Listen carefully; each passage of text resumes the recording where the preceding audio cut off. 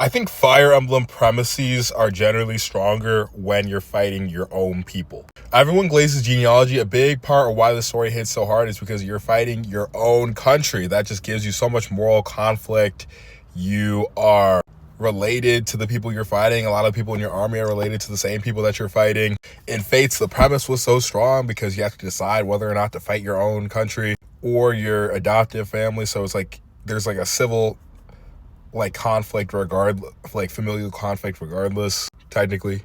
In Three Houses, it's more so that you're fighting people who used to be your family if you pick a different house than you previously did. Or not family, but like they felt like part of your family. Like you have to go against fighting house leaders you previously fought with in like previous playthroughs if you replayed the game.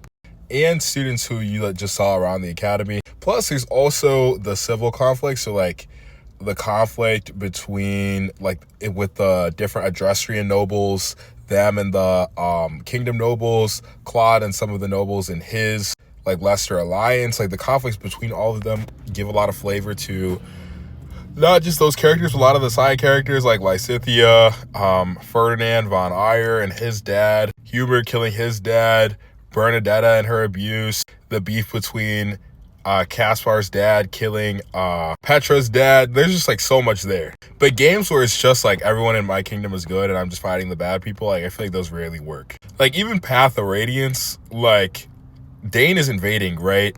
But one of the most memorable chapters in Path of Radiance, Blood Runs Red, is when you're faced with the evil of your own country and their racism against the Galleons, right?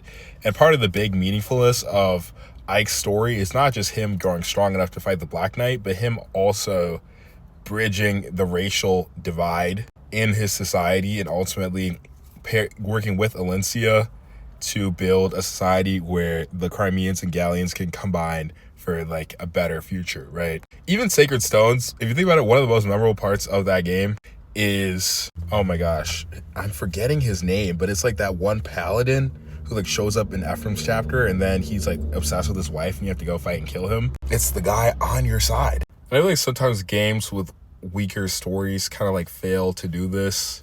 In Binding Blade, there's some corrupt nobles in Lycia. There's the dude who works under Hector who betrays them and we have to take him out.